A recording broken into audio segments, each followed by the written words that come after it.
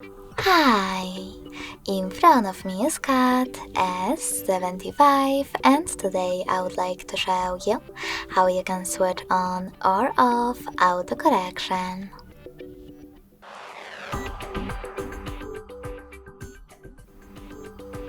First of all, you need to open Devices Settings.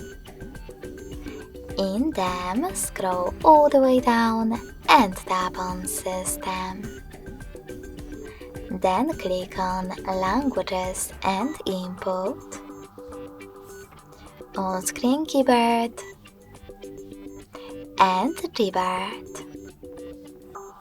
Lastly, select Text Correction, scroll down just a bit and click on this switcher next to autocorrection. This way you will turn it on or off.